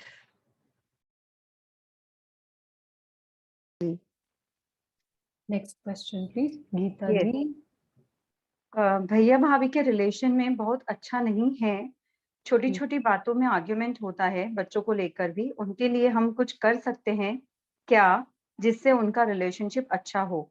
तो थर्ड पर्सन कुछ कर सकता है क्या अगर किसी दो जन के रिलेशन बराबर नहीं है तो? Yes, आपने मुझे आई थिंक पर्सनली व्हाट्सएप भी हाँ, ये भेजा है। पहले भी पूछा गया था, मैं, we were हाँ, not मैं there in the reply live नहीं कर session। पाई थी। हाँ जी। ऐसा है कि मैं बता ही देती हूँ यहाँ पर। फॉरगिवनेस जो होता है वो है, जैसे मान लीजिए फिजिकल बीमारियों का एग्जाम्पल अगर हम ले, तो कोई छोटी मोटी बीमारी हो रही है हमें, तो हम घर पे ही ठीक हो सकते हैं, खुद ही खुद ठीक हो जाते हैं, या डॉक्टर के पास चले गए, 2 गोली ले ली, ठीक हो गए। हर छोटी चीज के लिए हम सर्जन के पास तो नहीं जाते। शरीर में जब कोई बहुत गंभीर बीमारी आ जाती है उसके बाद हम सर्जन के पास जाते हैं कि वो सर्जरी करे और उस बीमारी को ठीक करे, राइट? पर छोटी मोटी चीजों के लिए हम ऐसे ही डॉक्टर के पास जाते हैं, वो हमें दवाई देता है, हम दवाई खाते हैं, ठीक हो जाते हैं। उसी तरह से छोटी मोटी प्रॉब्लम्स के लिए जो ये प्रैक्टिस हम लोग कर रहे हैं, जो हमने फॉरगिवनेस प्रैक्टिस किया, जो डे टू डे हमारे लाइफ में चैलेंजेस आते हैं, मैंने बताया था आपको पहले सेशन में कि हम जहाँ जाएंगे लोग ही लोग हैं, घर पे लोग हैं, ऑफिस में लोग हैं, बाहर रास्तों पे लोग हैं, तो जहाँ लोग हैं वहाँ लोगों के बीच में फ्रिक्शन होता है, प्रॉब्लम्स होती है। सो डे टू डे प्रॉब्लम्स के लिए फॉरगिवनेस एक बहुत अच्छा सोल्यूशन है, और थोड़ी मीडियम साइज की प्रॉब्लम के लिए भी काफी बार फॉरगिवनेस पर्याप्त होता है। पर जो एकदम गंभीर लेवल की प्रॉब्लम्स है ना, जहाँ पे रिश्ते बहुत ज्यादा खराब हो गए हैं, वहाँ पे हम लोग रिलेशनशिप हीलिंग कर सकते हैं. Relationship healing is like surgery. So when we do relationship healing, forgiveness is a part of it. मान लीजिए रिलेशनशिप हीलिंग हम किसी का करते हैं ना, तो फॉरगिवनेस तो उन्हें करना ही करना है, साथ के साथ हम लोग उनका हीलिंग करते हैं. हीलिंग में क्या होता है, जैसे मान लीजिए आपका रिश्ता किसी के साथ खराब है, तो ये दो लोगों का रिलेशनशिप हीलिंग हो सकता है. या जैसे आप पूछ रहे हो भैया और भाभी, तो आप कोई और दूसरे दो लोगों के लिए पूछ रहे हो, उन दोनों का भी रिलेशनशिप हीलिंग किया जा सकता है. तो इसमें हम लोग क्या करते हैं, जैसे मान लीजिए दो व्यक्ति हैं, दो इंसान है, और नए नए जब मिलते हैं तो कुछ एनर्जी एक्सचेंज शुरू हो जाता है. हम लोग जैसे अभी बात कर रहे हैं, मैं और आप, हमारे बीच भी एनर्जी एक्सचेंज हो रहा है. जब भी दो लोग इंटरैक्ट करते हैं, ऊर्जा एक्सचेंज होती है. तो जैसे नए नए कोई इंसान हमारे जीवन में आता है, तो एनर्जी का एक्सचेंज तभी से शुरू हो जाता है. कभी कभी क्या होता है, फॉर सम रीजन कुछ नेगेटिव एनर्जी एक्सचेंज होना शुरू होता है. फॉर एग्जाम्पल, किसी ने आपका दिल दुखा दिया, या किसी की एक क्वालिटी है जो आपको बिल्कुल ही नहीं अच्छी लगती, आप उसको अडेप्ट ही नहीं कर पा रहे, आप एक्सेप्ट ही नहीं कर पा रहे कि ये व्यक्ति ऐसा कैसे कर सकता है, और उसके बदले में आप उसको नेगेटिव नेगेटिव भेजते जा रहे हैं, नेगेटिव भेज रहे हैं, नेगेटिव आ रहा है. और फिर ये चक्कर चालू हो गया, और फिर ये सालों तक चला जा रहा है. बहुत सालों तक नकारात्मक ऊर्जा का एक्सचेंज होता गया एक दूसरे के प्रति. तो एक दूसरे के प्रति नफरत की भावना पैदा हो गई. बहुत ज्यादा खराब ऊर्जा एक दूसरे के प्रति दो लोगों ने जमा कर ली. अब इन दोनों का एक साथ एक दूसरे को देख पाना ही मुश्किल हो जाता है, या एक साथ एक जगह बैठना या एक साथ रहना, it is very difficult for them. बात करेंगे तो झगड़ा होगा, या फिर बात ही नहीं करेंगे, साल साल भर बात नहीं करते, सालों तक बात नहीं करते, ऐसे भी रिश्ते हो जाते हैं, राइट. तो ऐसे क्यों होता है, बहुत जबरदस्त मात्रा में नेगेटिव एनर्जी का एक्सचेंज हुआ रहता है यहाँ पर, और उससे एक दीवार जैसी बन जाती है उनके बीच में, जो कुछ अच्छा फ्लो ही नहीं होने दे रही है. अब ऐसे केसेस में हम लोग रिलेशनशिप हीलिंग में क्या करते हैं, ये दो लोग जो हैं उनके अंदर से ये जो नेगेटिव एनर्जी जमा हुई है ना, वो निकालते हैं. कुछ टेक्निक्स के माध्यम से, कुछ क्रिस्टल्स के माध्यम से हम किसी भी इंसान के अंदर की नकारात्मक ऊर्जा और कोई स्पेसिफिक नेगेटिव एनर्जी, जैसे इस व्यक्ति के अंदर, इस व्यक्ति के बारे में जो नकारात्मक ऊर्जा है वो निकाली जा सकती है. इसके अंदर जो इसके लिए गुस्सा है, नफरत है, वो निकाली जा सकती है. तो हम उसकी आभा यानी ऑरा में से, उनके चक्रों में से ये सारी एनर्जी साफ करते हैं, और उसके जगह फ्रेश एनर्जी डालते हैं, लविंग एनर्जी डालते हैं, ताकि ये व्यक्ति इस व्यक्ति से फिर से प्यार कर सके.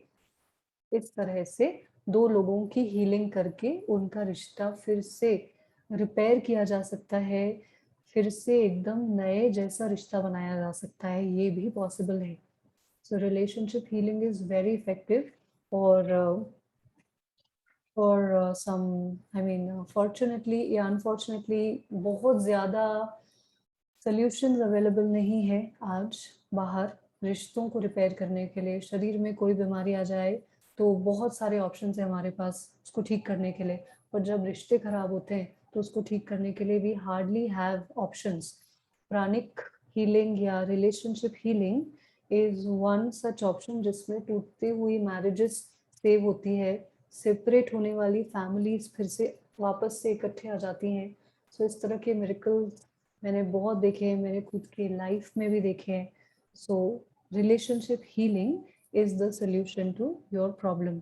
जो आप बोल रहे हो भैया भाभी का जो रिश्ते का प्रॉब्लम है, so any kind of relationship जब बहुत ज्यादा खराब है तो आप रिलेशनशिप हीलिंग करवा सकते हैं. ओके.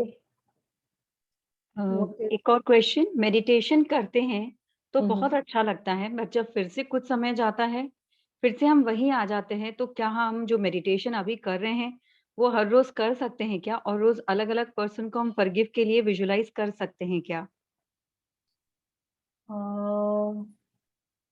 क्या जो मेडिटेशन हम कर रहे हैं वो रोज कर सकते हैं हाँ, क्या? हाँ. ऑफ कोर्स कर सकते हैं. आई मीन मुझे सवाल, what is the emphasis of the question? हम लोग रोज अलग अलग पर्सन को फॉरगिव करने के लिए विजुलाइज कर सकते हैं क्या? ओके. हम्म. रोज अलग अलग लोगों को फॉरगिव कर सकते हैं, लेकिन इतना इफेक्टिव नहीं रहेगा. मतलब सजेशन ऐसा है, जैसे केस टू केस बेसिस पे हो सकता है। फॉर एग्जाम्पल हम लोग 2-3 दिन से ना एक व्यक्ति को फॉरगिव कर रहे थे, पर आज दोपहर में मेरा किसी के साथ कुछ हो गया गरम गरम, तो आज मैं उस व्यक्ति को फॉरगिव करना चाहूँ जिसके साथ आज मेरा झगड़ा हुआ है, it is absolutely all right. So जब भी आपको जिसको भी माफ करने की आवश्यकता लग रही है, आप बिल्कुल कर सकते हैं, उसमें कोई रिस्ट्रिक्शन नहीं है। मैंने सिर्फ आपको इसलिए कहा था कि आप एक ही व्यक्ति या 2 ही व्यक्ति को विजुअलाइज करिए throughout the 15 days program, ताकि आपको बिफोर एंड आफ्टर फर्क पता चल सके। अगर हम 15 दिन 15 अलग लोगों को माफ करते तो आपको कुछ मेजर डिफरेंस दिखाई नहीं देता, आपको पता ही नहीं चलता कि माफ हुआ कि नहीं हुआ, क्या हुआ पता नहीं। सो इसीलिए एक ही व्यक्ति पे फोकस करके बार बार माफ करने से आपको कुछ विजिबल चेंज अपने अंदर नजर आएगा। That was the objective. But yes, आप जिसको चाहे, जब चाहे, जितना चाहे माफ कर सकते हैं। Okay, is this question answered या इसमें कुछ बचा था? नहीं, यही था। Okay, anything else? हाँ, कावेरी जी, आपका क्वेश्चन ऑलरेडी ले लिया गया है। गीता जी का एक क्वेश्चन है, जस्ट अ मिनट। हाँ, उनका भी हुआ है।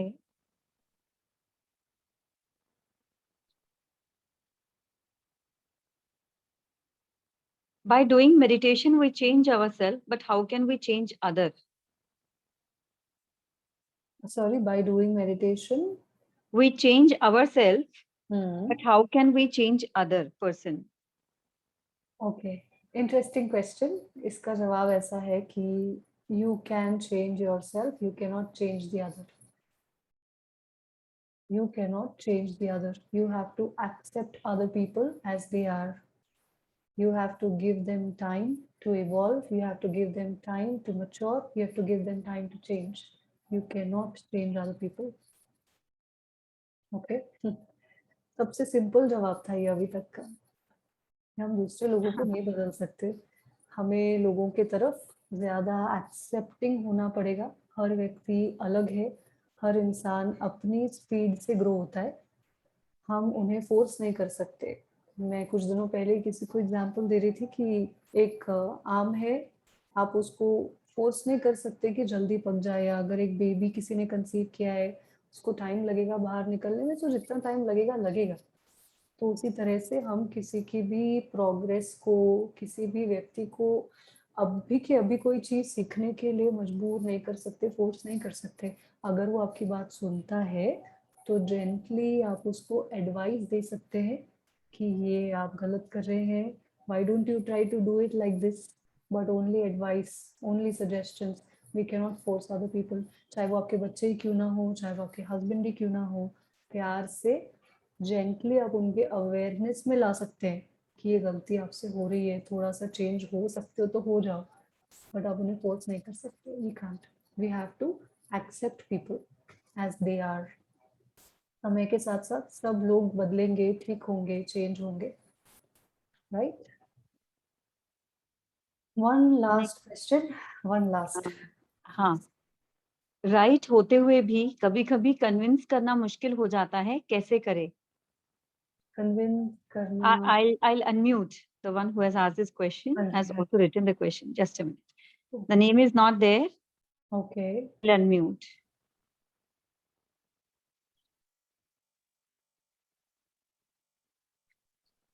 आप हाँ जी, हाँ जी मैम, ये क्वेश्चन तो मेरा नहीं था। ओके ओके, हाँ जी, आप कुछ पूछना चाहते हैं? हाँ जी, हाँ जी पूछिए। मैम, एक्चुअल में मेरा बेटा है 18 इयर्स का, तो वो 16 इयर्स पिछले साल तक हॉस्टल में था मैम, तो बड़ा अच्छा रिजल्ट आ रहा था, और अब उसकी टीन एज भी है मैम, और तो बहुत डर लगता है। और वो थोड़ा सा मैम, थोड़ा ज्यादा एक्टिव है। ओके, एक्टिव मीनिंग क्या? Hyper ma'am. हाइपर है? नहीं तो आपको डर किस चीज का लगता है?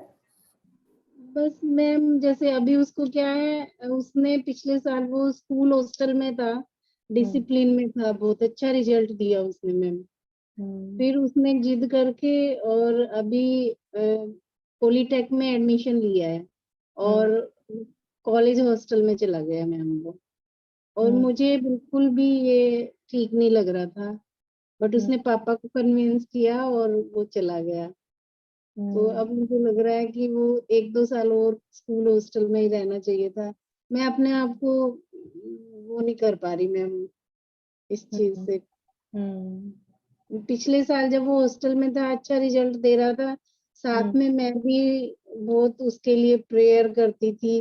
तो मुझे लगता था कि मेरी दुआओं का और स्कूल हॉस्टल का डिसिप्लिन था जो उसको राइट वे में ले आया था। और मैम अब उसे मैं क्या कर सकती हूँ उसके लिए बेस्ट? I know. आप आपका सवाल पूरा हो गया है? हाँ जी। देखिए, मैं समझ सकती हूँ आप जो कह रहे हैं कि ये आई मीन जब इस तरह से कुछ होता है ना, तो ये हमें बहुत पचाने में डिफ़िकल्टी होती है, या it is difficult to handle. मतलब I can understand your pain, but इसका भी जवाब कुछ समय पहले आई थिंक इन्हीं सेशंस में मैंने कवर किया था। वो ये है कि मैं जानती हूँ कि ये समझना थोड़ा मुश्किल है, स्पेशली जब ये बच्चों के बारे में होता है, अपने बच्चों के बारे में। पर ऐसा है कि हमारे जो बच्चे होते हैं वो लोग भी अपना एक डेस्टिनी लेकर आते हैं। हमारे बच्चे अपनी डेस्टिनी लेकर आते हैं। हम उनके लिए क्या प्लान बना रहे हैं, वो बिल्कुल उस प्लान के मुताबिक होगा ऐसा ज़रूरी नहीं है। ये सिर्फ एक उम्र तक, एक हद तक होता है, बट जब आपका बच्चा मैच्योर हो जाता है, वाइज हो जाता है, उसका खुद का इंडिपेंडेंट माइंड डेवलप हो जाता है, तो हो सकता है कि वो आपसे विपरीत कुछ चीज़ें करे जो आपके प्लान में नहीं बैठ रही है, लेकिन वो वैसा कर रहा है। तो मैं ये कहना चाहती हूँ आपसे कि आप अपने बच्चे की पूरी लाइफ प्लान मत करिए, क्योंकि वो बिल्कुल उस प्लान के मुताबिक चलेगा ऐसा ज़रूरी नहीं है। उसका अपना डेस्टिनी है, उसकी आत्मा का अपना एक पर्पस है। हर इंसान के अंदर दिव्य प्रेम, दिव्य प्रकाश, दिव्य शक्ति है। आपका बच्चा इंटेलिजेंट है, तो वो खुद भी तो सोचेगा अपने लाइफ के बारे में, है ना? And I know that as parents हम हमेशा अपने बच्चों को सेफ रखना चाहते हैं, उनके लिए बहुत अच्छा सोचते हैं। हम चाहते हैं कि कम से कम तकलीफ हो उससे और वो जल्दी जल्दी चीज़ें सीख ले, बट फिर भी कुछ कुछ चीज़ें तकलीफ से ही सीखते हैं बच्चे, क्योंकि उनकी आत्मा की वो डिमांड है। That is the demand of a soul, you can not control it. तो आई नो कि ऐसा हो सकता है, मैं भी समझने की कोशिश कर रही हूँ बात करते करते। ऐसा हो सकता है कि एक लंबी उम्र तक हम अपने बच्चों के लिए सब कुछ करते हैं, आपकी पूरी लाइफ अपने बच्चों के अराउंड घूम रही होती है। You know, you take care of your child and you take care of their needs, और आपका पूरा समय सब कुछ उनके ऊपर जाता है। और फिर अचानक से बच्चा जब बड़ा होने लगता है, मैच्योर होने लगता है, उसकी इंडिपेंडेंट सोच डेवलप हो जाती है, फिर वो आपकी बात नहीं सुनता, फिर आपको बुरा लगता होगा शायद। लेकिन मैं ये कहना चाहती हूँ कि यही I mean this is how it is suppose to happen.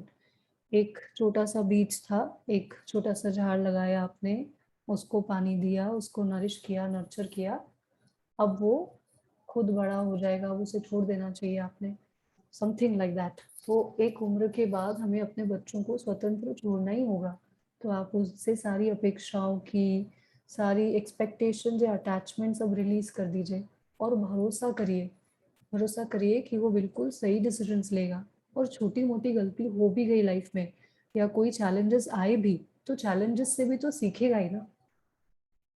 Ultimately जब कोई बच्चा बुरे हालातों से गुजरता है, तो उससे भी तो सीखता ही है, और सीख के मैच्योर बनता है, एक ज़्यादा वाइज इंसान बनता है, राइट? तो चैलेंजेस से अपने बच्चों को प्रोटेक्ट करने की भावना थोड़ी सी आप लोग रिलीज करने की कोशिश कर सकते हैं।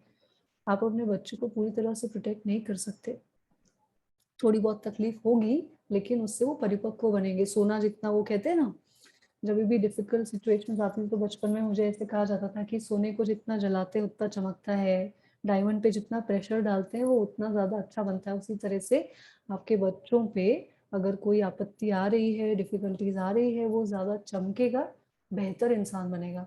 सो allow your children to experience life. उनको अपने आंचल में प्रोटेक्ट करने की इच्छा स्वाभाविक है, लेकिन एक वक्त के बाद उसे छोड़ना भी जरूरी है. Okay, I hope I was able to answer your question. Oh, एक जन है बहुत देर से हाथ उठा रहे हैं. आपका आखिरी क्वेश्चन है. हाँ जी. OnePlus NRT 5G. हाँ, दिखाइए.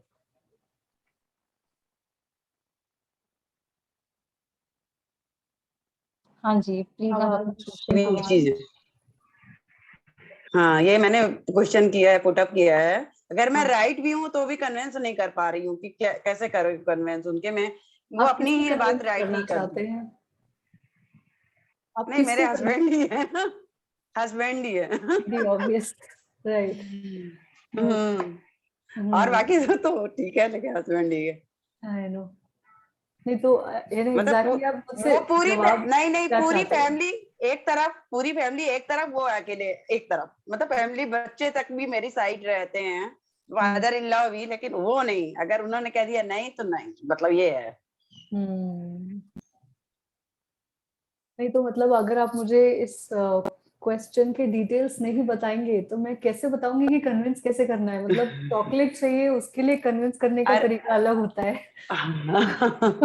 नहीं, जैसे कंस्ट्रक्शन ही है, मेरे घर में ही हो रहा था कि हाँ भैया कंस्ट्रक्शन कराना जरूरी है, तो उन्होंने कहा नहीं मुझे तो अभी नहीं कराना, जब हो जाएगा अपने आप ही, जब होगा. तो मतलब वो मतलब अलाउ नहीं. सब हमारे फादर इन लॉ, सब लोग, बच्चे सब तैयार है कि करवा लो पापा, लेकिन वो कह रहे नहीं, तो बिल्कुल नहीं. I understand. इसका मतलब ये है कि आपके हस्बैंड या कुछ लोग ऐसे होते हैं over a period of time या जिंदगी के अनुभव से या ठोकरे खा खा कर लोग जो है ना हाँ, ये थोड़े से कड़क बन जाते हैं, थोड़े स्ट्रिक्ट, थोड़े इनसेंसिटिव, या कंसिडरेटनेस जो होती है ना उनकी कम हो जाती है बहुत. तो उन्हें कोई फर्क नहीं पड़ता कि लोग क्या कह रहे हैं, तुम क्या सोच रहे हो, वैसे हाँ हाँ, ये चीज है. हाँ हाँ, तो ये इस वजह से डेवलप होती है. तो प्राणिक हीलिंग में, जैसे कि मैंने आप लोगों को पहले भी बताया था, प्राणिक हीलिंग एक ऊर्जा का स्कूल है. इसमें हम लोग चक्रस के माध्यम से, ऊर्जा के माध्यम से इंसान के अंदर बहुत सारे चेंजेस लेकर आ सकते हैं. तो अभी आपके केस में मुझे ऐसा लगता है कि आपके पास उतने टूल्स ही नहीं है, या आप अस्त्र शस्त्र नहीं है कि आप अपने हस्बैंड को चेंज करने के लिए कुछ कर सके. बातें कर सकते हैं लेकिन बात तो वो सुन ही नहीं रहे, राइट. तो ऐसे केसेस में हम क्या करते हैं, जब मैंने आपको थोड़ी देर पहले बताया था कि कुछ लोगों का हार्ट चक्र थोड़ा सा ऐसे श्रिंक हो जाता है, तो तभी आदमी जो है दूसरे लोग क्या सोच रहे हैं उससे उनको कोई फर्क नहीं पड़ता, या वो कंसिडरेटनेस कम हो जाती है. तो हमें उनका हार्ट चक्र यदि एक्टिवेट करना है, और वो तो ऐसे सेशंस कर भी नहीं रहे ना, आप कर रहे हैं, तो अगर हमें उन्हें हेल्प करना है तो we need to give them healing. Healing यानी प्राणिक हीलिंग, प्राणिक साइकोथेरेपी, ये जो ऊर्जा का विज्ञान का सिस्टम है, उसमें हम लोग किसी भी मनुष्य के, किसी भी इंसान के चक्रों पे काम करते हैं. उसमें से ऐसी सारी ऊर्जा निकालते हैं जो उसके हार्ट चक्र को पत्थर जैसा बना रही है, जो उनके हार्ट चक्र को छोटा कर रही है. तो हम क्या करेंगे, मान लीजिए उनका हृदय चक्र है, हम उनके हृदय चक्र को ठीक से क्लीन करते हैं, उसके अंदर से सारी हर्ट की, तकलीफों की, बुरी मेमोरीज की ऊर्जा निकालते हैं, और उनके हार्ट चक्र में ऐसी ऊर्जा डालते हैं कि वो उससे फिर से रीजनरेट होता है, उनका हार्ट चक्र फिर से ब्लूम होता है, और फिर धीरे धीरे वो व्यक्ति फिर से सॉफ्ट बनने लगता है, फिर से वो दूसरे लोगों का ख्याल रखने लगता है. So this is how we can help people with pranic psychotherapy. तो ये जो आप बता रहे हैं, not exactly, this is not a psychological patho, मतलब कोई बीमारी नहीं है, but this is a psychological imbalance in the system. Imbalance कौन नहीं है, हम में से हर व्यक्ति में साइकोलॉजिकल इम्बैलेंस थोड़ा बहुत तो होता ही है. बट अगर एक लेवल से ज्यादा हो रहा है, यानी उससे अगर आपकी जिंदगी में कुछ बड़े बड़े प्रॉब्लम्स आ रहे हैं, तो डेफिनेटली हीलिंग सीख करना चाहिए. हीलिंग जो है, इसका एक अच्छा पार्ट ये भी है कि आप इसको डिस्टेंटली भी ले सकते हैं, यानी आप सेंटर पे आके भी हीलिंग ले सकते हैं. साथ ही साथ आप अपने घर में, या पेशेंट जो है वो अपने घर पे है, और हम यहाँ से उनका उपचार कर सकते हैं. So that is another good part of pranic healing, कि आप कहीं पर भी बैठकर उपचार ले सकते हैं. कई बार जैसे किसी के बच्चों के लिए हीलिंग करवानी होती है, कोई अपने हस्बैंड के लिए भी कराते हैं बिना बताए। वो कहते हैं कि मैं हस्बैंड को बताऊंगी तो नहीं मानेंगे, ऐसे केस में क्या करें? तो ऐसे केसेस में भी हम परिवार वालों की परमिशन से हीलिंग कर सकते हैं उस समय जब वो व्यक्ति सो रहा होता है। तो जब वो पेशेंट सो रहे होते हैं, रेस्टिंग कंडीशन में होते हैं, उस समय उनके घर वालों की परमिशन से प्राणिक हीलिंग दी जा सकती है। So pranic healing is the ultimate solution. अगर आपके ये सारी चीजें करने से कुछ नहीं हो रहा, हार गए, तो प्राणिक हीलिंग डेफिनेटली आपकी प्रॉब्लम सॉल्व करेगा। हाँ, so that was the last question as I said. Yes, Seema ji की तरफ से एक क्वेश्चन है जो वर्क अच्छा, प्लेस से और है? रिलेटेड है। हाँ जी। Just one last question. All right. I trust you. Yes, Yes. हाँ जी। Right. अगर वर्क प्लेस में कोई जेलस हो, परेशान हो तो क्या करें? वर्क प्लेस में कोई जेलस हो, हाँ जी, और परेशान हो तो क्या करें? वर्क प्लेस में कोई जेलस हो और परेशान हो तो क्या करें? एक्चुअली परेशान ये करें वाली, तो, हाँ जी, परेशान करें तो क्या करें? परेशान करे, फॉरगिवनेस करिए और क्या? हाँ जी, मेरा क्वेश्चन है। हाँ जी, मैं पूछना चाह रही हूँ कि लाइक तो अपना वीडियो प्लीज शुरू करेंगे। श्योर या Yes. हाँ, मेरे लाइफ में काफी कुछ चेंजेस आ गया है। अभी मेरे 2 साल पहले मेरे हस्बैंड का डेथ हुआ, तो सभी लोग को मेरे को देखने का नजरिया, वो लोग सब अब कुछ ना कुछ एक्सक्यूज बहाना ढूंढ के वो मुझे परेशान करते हैं कि तुम अकेली हो तो मैं अकेली नॉर्थ इंडियन हूँ, बाकी सब लोकलाइट यहाँ साउथ इंडियन से, मैं बैंगलोर से हूँ। तो वो लोग चाहते हैं कि मैं यहाँ से जॉब छोड़ के चली जाऊँ अपने प्लेस को। तो कुछ भी होगा, मेरा एक्सीडेंट हुआ कार का, तो तुम टेंशन में हो इसलिए एक्सीडेंट हुआ, तुम जॉब छोड़ दो। तुम हायर पोजीशन एचओडी हूँ मैं, तो हायर पोजीशन नहीं देंगे, तुम परेशान हो, तुम काम नहीं कर पाओगी। मतलब वो लोग किसी बहाने से मुझे परेशान करते हैं सब लोग कि मैं छोड़ के यहाँ से चली जाऊं, क्योंकि मैं नॉर्थ इंडियन अकेली हूँ, सब लोकलाइट है। तो मुझे समझ नहीं आता है कि वो लोग मतलब मुझे क्यों ऐसा कराते हैं। वो लोग शायद मौका ढूंढ रहे थे, क्योंकि मैं हाईली क्वालिफाइड हूँ, मैं डॉक्टरेट हूँ, हाईर पोजीशन में हूँ, वो लोग सब नहीं हैं। तो वो लोग सब लोग मेरे को, इंक्लूडिंग माई प्रिंसिपल, का कान भरते रहते हैं कि सब लोग की ये यहाँ से चले जाए। मुझे ऐसा सब लोग करते हैं। तो मुझे समझ नहीं आता है कि मैं कैसे हैंडल करूं। मैं सबको कुछ जवाब नहीं देती हूँ, आंसर नहीं देती हूँ। मैं सोचती हूँ कि अगर जवाब दूंगी तो मैं अकेली बाहर की हूँ, मैं अकेली पड़ जाऊंगी, इसलिए मैं चुपचाप सहती हूँ। लेकिन एक चीज का लिमिट होता है ना। हाँ, तो वही मैं समझ नहीं पाती हूँ कि मुझे कैसे हैंडल करना चाहिए इस सिचुएशन को।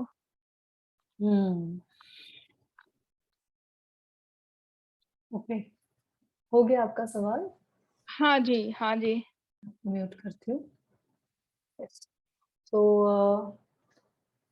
considering that this is the last question, I will take some time. देखिए, ऐसा है कि, और इस तरह का जो आपने मुझे स्टोरी बताया ना, बिल्कुल ऐसे ही स्टोरी ऑलमोस्ट सेम 2 से 3 बार मेरे पास पहले भी आ चुकी है।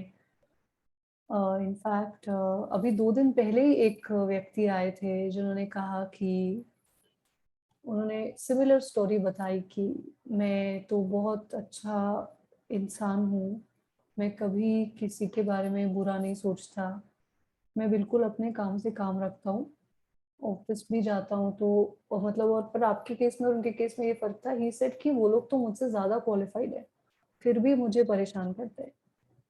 और उनका कहना ये था कि आई एम अ सिंपल गाय, और मैं अपने काम से काम रखता हूँ और मैं अपना काम अच्छे से करता हूँ, लेकिन फिर भी लोगों को पता नहीं क्यों मुझसे जेलसी होती है, और वो लोग क्यों पता नहीं मुझे ट्रबल करते हैं। सो सिमिलर स्टोरी 3 से 4 बार आई, और मुझे लगता है वर्क प्लेस पे एनवियसनेस, जेलसी की भावनाएं बहुत स्वाभाविक है, क्योंकि कॉम्पिटिटिव वातावरण रहता है वर्क प्लेस पे। अनलाइक घरों में भी होता है, पर घरों में उतना ज़्यादा नहीं होता। Work place is a place जहाँ पोजिशंस होते हैं, ये इसके ऊपर है, वो उसके नीचे है, then there is competition. So feeling envious किसी से क्यों लगता है? हमें लगता है कि वो मुझसे बेहतर है और उसको मुझसे ज़्यादा मिल रहा है, मुझे तो नहीं मिल रहा, उसको भी नहीं मिलना चाहिए, यही सब भावनाएं होती है कि। और एनवियसनेस का जो रूट कॉज होता है, किसी भी व्यक्ति के मन में जेलसी की भावना या एनवियसनेस की भावना क्यों आती है? बिकॉज उसके अंदर पुअर सेल्फ एस्टीम है, वो खुद ही खुद के बारे में अच्छा नहीं सोच रहा, खुद को दूसरे इंसान से कंपेयर कर रहा है, तभी उसके अंदर जेलसी की भावना पनपती है। और कहाँ से आएगी ये भावना? मान लीजिए कि मैं एक ऐसी इंसान हूँ जो खुद से बहुत खुश हूँ, मैं अपने बारे में बहुत अच्छा सोचती हूँ, मैं अपने आप को कभी किसी से कंपेयर नहीं करती, मुझे लगता है कि मैं स्पेशल हूँ, मैं यूनिक हूँ, जो भी मेरी अच्छी बुरी बातें हैं ये मेरी है। So I am a package and I am a wonderful person. अब मेरे सामने तुम किसी को भी ला के रख दो तो क्या मुझे गुस्सा या क्या मुझे एनवियसनेस लगेगा? नहीं लगेगा मुझे एनवियसनेस। नो मैटर मेरे सामने आप कोई प्राइम मिनिस्टर को लाके खड़ा कर दो, कोई एक्ट्रेस को लाके खड़ा कर दो, मुझे एनवियस नहीं लगेगा, क्योंकि मुझे ये लगेगा कि ठीक है ये सुंदर दिखती है, ये उसकी स्ट्रेंथ है, पर उसके भी अपने वीकनेसेस है। सिमिलरली कोई प्राइम मिनिस्टर है, उसके अंदर लीडरशिप क्वालिटीज है, उसका कारिज्मा है, ये उसके स्ट्रेंथ्स है, पर क्या उसमें कमियां नहीं है? उसमें भी कमियां है। सिमिलरली मेरे भी अपने स्ट्रेंथ्स हैं और मेरे भी अपनी कमियां हैं।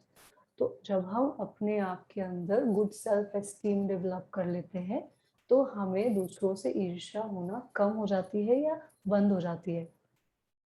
तो पहली बात तो ये है कि अगर लोग आपसे ईर्ष्या कर रहे हैं, इसका मतलब उनके अंदर पुअर सेल्फ एस्टीम है, वो खुद के बारे में अच्छा नहीं सोचते, इसीलिए आपके बारे में ऐसा फील कर रहे हैं। तो आपको उनके ऊपर गुस्सा आने की जगह you can deal with it in a way कि आपको उन पे दया है कि बेचारे ये लोग खुद के बारे में अच्छा नहीं सोच पा रहे हैं, इसीलिए उनको मुझे लेकर इनसिक्योरिटी हो रही है। सो ये आपका गुस्सा बदल गया कंपैशन में, राइट? आपको उन पे करुणा आ रही है, अब गुस्सा नहीं आ रहा, आपको लग रहा है कि बेचारे they are not able to feel good about themselves, so this is why they are feeling like this for me. So just bless them with good self esteem, bless them. सोचिए कि उनके भी अंदर बहुत अच्छा सेल्फ एस्टीम डेवलप हो रहा है। दूसरी बात, अगर आपके साथ कोई अनुभव आ रहा है, जैसे कि मैंने पहले बताया, हमने पहले ऐसा किसी के साथ किया होगा, इसीलिए घूमकर ये अनुभव हमारे पास आज वापस आया है, तो आप लोगों को माफ करेंगे, ये सोच के माफ करिए। आपको आज पेन महसूस हो रहा है जब आपके साथ आपके ऑफिस के 4-5 लोग मिलकर प्लॉट करके आपको बाहर निकालने की कोशिश कर रहे हैं वहां से, आपको बुरा लग रहा है, दर्द हो रहा है, हैंडल नहीं हो रहा। तो जब आपने ऐसा किसी के साथ किया होगा पास्ट में, जो हमें याद नहीं है पर हमने किया जरूर है, उसी का इफेक्ट आज हमारे पास आ रहा है, तो एक बार दिल से इस पेन को महसूस करके उन लोगों से माफी मांगिए जिन लोगों के साथ आपने ऐसा किया होगा। अगर ये वही लोग हैं तो उनसे माफी मांगिए, या मन में इरादा बनाइए कि ईश्वर, जब भी मैंने ऐसा किसी के साथ किया है मुझे उसके लिए माफ करे और इन लोगों को माफ कर दीजिए। पहले माफ करिए फिर माफी मांगिए, because only when you forgive others आपको माफी मिल सकती है। तो माफ करिए, माफी मांगिए, आप देखिए धीरे धीरे ये प्रॉब्लम सॉल्व हो जाएगी। और साथ ही साथ रिफ्लेक्ट करिए कि कहीं अनजाने में आज भी आप किसी से जेलस तो फील नहीं कर रहे। अगर आप आज भी ईर्ष्या के बीज बोएंगे तो ईर्ष्या ही मिलेगी। अगर आप किसी को नीचा दिखाने की कोशिश करते हैं तो नीचा ही दिखाएंगे लोग आपको। तो ये भी चेक रखिए कि जो चीज आज आपके साथ हो रही है, कहीं अनजाने में आप तो वो नहीं कर रहे किसी के साथ। तो ये 2-3 बातें, इसमें से इनपुट्स लेके सोच के आप अपने लाइफ की इस सिचुएशन को समझ के इसे सॉल्व करने की कोशिश कर सकते हैं। ऑलराइट, तो ये 2-3 बातें सोचिए, अपने सिचुएशन पे अप्लाई करिए and then try to forgive. By the way, जो बंदा मेरे पास आया था 3-4 दिन पहले, उन्होंने फीडबैक दिया कि उनको बहुत अच्छा लग रहा है, he was able to solve his problem. So it's only a matter of understanding, और उसको ठीक से इस ज्ञान को अप्लाई करिए अपने सिचुएशन में, तो बहुत जल्दी बाहर निकल जाएंगे आप। ठीक है, थैंक यू सो मच। आत्मा नमस्ते। Thank you so much. Thank you, Seema ji. thank you very much. Wonderful session. All the questions were beautifully answered by Prerna ji. She is clinical psychologist and pranic psychotherapist with a huge experience, with a wonderful guiding ability, and she's an efficient pranic healer also. So you all can reach out to her. I have shared her number. मैंने इनका number आपके साथ share किया है, तो आप जरूर से इन्हें कांटेक्ट कर सकते हैं. व्हाट्सएप करिए, कांटेक्ट करिए.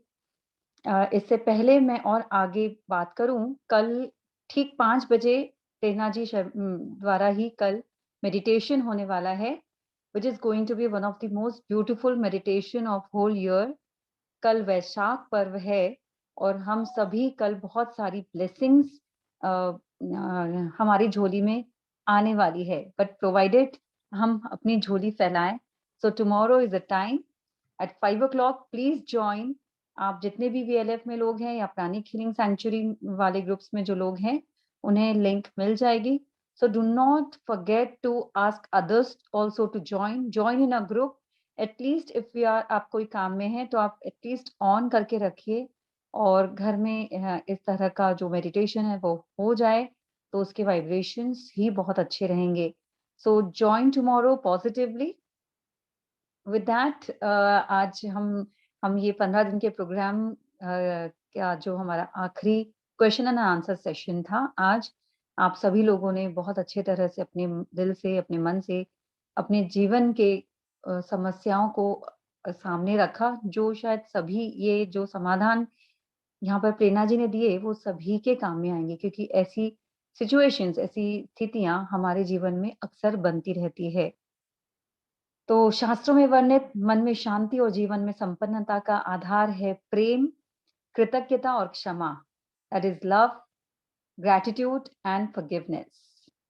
तो क्षमा से आंतरिक शांति का ये प्रैक्टिस 15 डेज प्रोग्राम चल रहा था अभी तक. आज ये संपन्न हुआ और ईश्वर करे कि हम सभी मिलकर प्रार्थना करते कि ये जीवन यात्रा में चलते चलते जो भी स्वार्थवश जीवन की यात्रा में चलते चलते स्वार्थवश, मोहवश, अज्ञानतावश जो भी समस्त भूलें हम सबसे हुई है, उसके लिए सच्चे स्वच्छ हृदय से क्षमा याचना हम करते हैं और आपस में स्नेह मैत्री भाव को प्रधानता देते हुए, प्राथमिकता देते हुए जीवन को हम आगे ले चले. बाकी सारी चीजें गौण हैं, क्योंकि हम जो सब आत्म स्वरूप है, उनका मूल स्वरूप जो है वह है कंपैशन, यानी कि एक दूसरे के लिए प्रेम और क्षमा करना. जो ये गुण है, ये हमारे बिल्कुल भी हमारे आत्मा का एक बहुत सुंदर गुण है. तो इसे हम अपनाएं और रोज प्रैक्टिस करें और आगे आज ही हम अपने कर्मों पर ध्यान दें कि हम ऐसे कोई भी बीज ना बोए जिसका आगे जो रिजल्ट है उसको फेस करने की हमारी ताकत नहीं है. तो हम आज ही ऐसे बीज बोने से बचें. तो इसी के साथ मैं सभी का बहुत बहुत आभार मानती हूँ. यहाँ पर pranic healing sanctuary and Vishnu Lakshmi foundation is really obliged for all of you to join this program, and I hope to see all of you tomorrow at 5 p.m. मैं डॉक्टर रानी भुतड़ा आप सभी से अब विदा लेना चाहूंगी. Thank you so much and thank you for making this program a successful program and for accepting and willingly doing all these practices जो यहाँ बताई जाती है. इतने श्रद्धा विश्वास से आप लोग जुड़ते हैं और यह सब सुनते और इसे अपनाने की कोशिश करते हैं. इसके लिए बहुत बहुत धन्यवाद. अनेक धन्यवाद. Lots and lots of gratitude to Prerna ji from each one of us, from each and every person who has been doing this since day one. तो हम सभी बहुत कृतज्ञ हैं प्रेरणा जी, और आपके इस आवाज में इतना सुंदर डिवाइन एक्सपीरियंस हमें रोज मिले हैं. Thank you so much. We are eagerly waiting for the next program, और जो भी आपकी अनाउंसमेंट्स नेक्स्ट रहेगी उसके लिए हम बिल्कुल बहुत इसे प्रतीक्षा करते रहेंगे.